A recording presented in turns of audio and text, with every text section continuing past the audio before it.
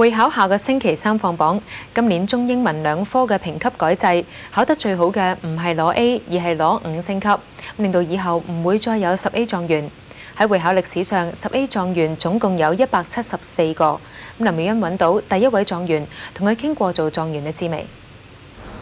香港歷史上第一張10科 A 嘅成績單，係喺87年8月6號派到香港華仁書院理科班學生盧俊佳嘅手中。有少少嘅成就啦，可以喺呢一個歷史上啦，都留下翻一個少少嘅片段。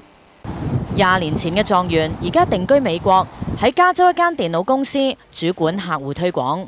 主要嘅嘢就係寫呢一個計劃書啦，同埋去開會嘅。當年佢憑住全港最好嘅成績，攞獎學金去美國布朗大學讀電腦。畢咗業喺矽谷闖天下，試過同朋友創業搞高科技，最後賣盤做返打工仔。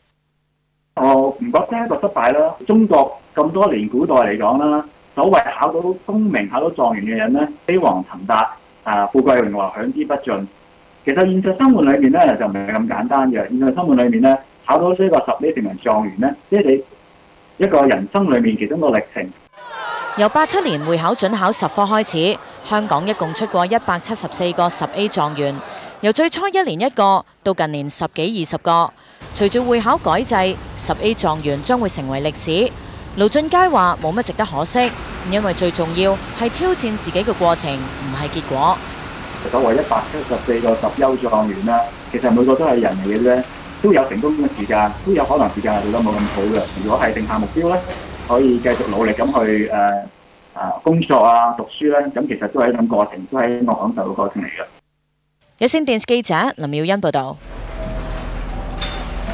好啦，再同大家咧睇翻皇后碼頭呢一度啊，咁除